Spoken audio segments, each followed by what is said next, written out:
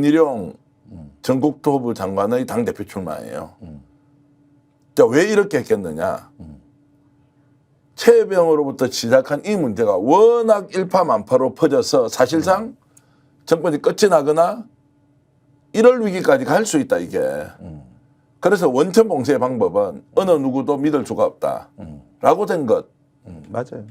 원희룡 전 국토부 장관은 원래 어디 해외 나가서 뭔가 일정을 잡고 있었는데 갑자기 출마로 지금 바뀌었다고 얘기하거든요. 자, 이것이 지금 이제 대통령실 내부에서 대통령 부부가 어떻게 지금 대처하고 있고 긴장도가 얼마나 높은지 여러분들 확인하시라고 사실 다른 방송에서는 보기 어려운 내용 취재를 몇 가지 했던 거 모아서 지금 말씀을 드리는 건데 그 정도로 이제 상황을 심각하게 보고 있다. 다시 한 번 더 질문 드리면 왜 김건희 여사는 이 정도의 장면에서 본인은 무관하다라고 얘기하지 않느냐. 이 부분은 지금 어떻게 보십니까? 그러니까 반응이 없죠. 예. 원래 침묵은 어리석은 자의 변명이라고 합니다. 그런데 이 침묵에도 어떤 의미가 있을 거라고 저는 생각을 해요. 그런데 지금까지 파도 끝이 없이 나오는 전화 통화. 네. 이런 초현실적인 상황에다가 외부의 로비의 어떤 의혹을 불러일으킬 만한 라인, 뜻밖의 인물의 등장. 이것이 현재까지 상황이거든요. 근데 사실은 저도 여태까지는 뭐 이렇게 제가 예고하면 며칠 뒤에 어느 언론에서 특종을 쓰고 이런 패턴이 계속 반복돼 왔는데 지금부터는 저도 어디서 뭐가 터질지 모르겠어요. 이게 게릴라식으로 나오니까. 그러니까 이게 분명히 여기서 제가 미세하게 느끼는 거는 국면이 전환되고 있구나. 판이 바뀌고 있구나. 이제 통제불능 상태로 가는구나 하는 어떤 느낌이 오고 있다고요. 그래서 이걸 그냥 뇌피셜만 말씀드려서 참으로 죄송스러운데 우선은 이 사태를 수습할 방법은 없습니다. 참모도 없고. 그런데 일단은 지금 상황에서 청문회에서 예상되는 답변, 지금까지 나온 기사만 갖고는 어느 정도 증인들 간의 방탄막이 형성돼 있지만 앞으로는 안 될 것 같아요. 제일 약한 고리가 신범철, 유재헌입니다. 네. 이 두 사람이 문제예요. 자, 그래서 국회에서 지금 이제 국정조사를 한다고 하는데 국정조사 직접 해보셨던 그 경험으로 보면 이게 국정조사가 실효성이 있다 없다는 이야기부터 이거를 이제 그대로 둘 수도 없으니까 국정조사라도 하자 이렇게 이제 가는데 그 부분은 전망을 어떻게 하십니까? 근데 특검보다는 가능성이 높아 보입니다. 네. 그리고 이번 청문회 효과가 의외로 꽤 묵직하다. 이 교훈이 있다면은 특검에 대한 어떤 추동력도 있겠습니다만은 사실은 국정조사를 더 빨리 해야 하는 이런 어떤 그 필요성이 더 고조된 것이다. 왜냐하면 청문회는 국민들께 보여드리는 거고 거기서 어딘가에서 영향을 받은 뜻밖의 이런 어떤 그 반응들, 기사들이 나온다는 거거든요. 이게 효과입니다. 국정조사를 하면 실제 대통령실도 불러서 물어볼 수 있습니까? 아니 증인 신청을 해서 불러야죠. 당연히 불러야죠. 안 나오겠죠? 아니 글쎄 어떻게 버틸지는 모르겠습니다. 이번에도 원래 이종섭, 이시원 등 안 나오는 줄 알았는데 예.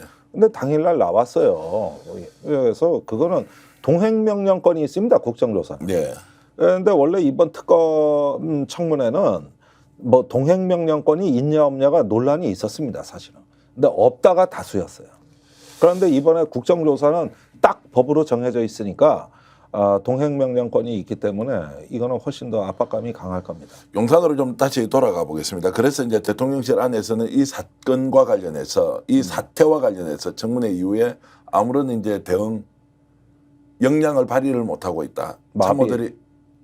참모들이 움직여 주지 않고 그리고 누군가 나서서 책임지겠다는 사람 더욱더 없고 그리고 또 하나 중요한 것은 지금까지 막연하게 도이치든 김건희 여사든 관련이 있을 것이라고 추측을 했지 실체적 진실이 그쪽과 연결되었을 것이라고 생각을 못했기 때문에 이 일이 터지니까 대통령만 보호하는 것에 훈련이 되어 있지 않습니까?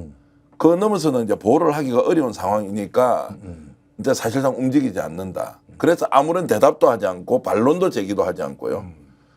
오직 하나만 이야기합니다. 한동훈 당대표 만들면 안 된다는 이야기만 우회적으로 또는 계속 외부로 이렇게 흘리고 있습니다. 자, 이 상황이 지속이 되면 되면 대통령실 견딜 수 있습니까? 자, 한동훈 뭐 후보라고 불러야 될지 모르겠는데 예. 이 양반 생각은 일단 서울을 버리고 낙동강전선이라도 사수하자. 이게 전략상 후퇴란 말이에요. 그런데 대통령실은 서울 못 버려. 이걸 어떻게 버려? 말이 안 돼. 여기서 이제 간격이 벌어지는 거거든요. 이건 민주당이 충분히 활용할 만해요. 네. 사실은 21대 국회에서 부결된 그 특검안도 원래는 야당이 추천하는 게 아니라 대한변협이 추천하는 특검안이었습니다. 근데 이번에 새로 발의된 특검안은 야당 추천이거든요.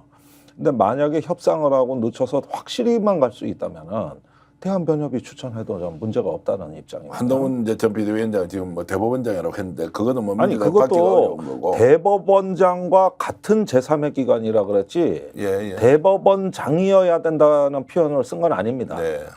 그러니까 해석의 여지가 있는 거예요. 내가 보기엔. 자 그러면은 이거는 한동훈은 그 얘기를 하고 싶겠죠. 아니 이것 때문에 선거가 졌는데 런종섭 사태 그때 지지율 다 폭락했는데 그런데 더 버티면은 총선이 지는 정도가 아니다. 본인은 그렇게 생각했을 가능성이 있죠. 네. 그러니까 후퇴해서 거기서 다시 방어진지를 치면 될 거 아니냐 이 얘기잖아요. 그런데 이렇게 되면은 우리가 전쟁살 많이 공부해 보지만은 그러면 군대 전쟁 칩니다. 네. 후퇴하자 말자 이거 갖고 윽생거리고 지들끼리 싸우는데 이게 방어가 되겠습니까 이게? 제가 보기에는 민주당이 공격해서 지는 것이 아니라 범야권의 힘 때문에 지는 것이 아니라 지금 현재 이 사건 관계자들과 주변에서 이 내용을 알고 있는 사람들의 내부 분열에 의해서 끝날 것이다. 대통령실이 사실상 기능이 마비됐다는 말씀은 제가 한 번 더 드리는데 통제력을 잃고 있다. 지금 우리 담당 김혜지 PD가 동시 접속이 오랜만에 7,000명을 지금 넘어서고 있습니다. 엄청 이게 들어오셨네. 웬일입니까? 여러분 너무너무 감사드리고요. 좋아요 아까 눌러달라고 하니까 순간적으로 한 500명 이렇게 됐는데 여러분 좋아요 눌러주시면 더욱더 깊은 얘기, 처음 듣는 얘기 계속 드릴 테니까요. 스픽스 고정해 주시고 좋아요 부탁드리겠습니다. 스픽스는 말하는 언론입니다. 대세는 유튜브, 그중에서 스픽스. 좋아요, 댓글, 구독, 알림 설정. 여러분이 저희를 사랑해 주시고 우리가 여러분을 사랑하는 4가지 방법입니다.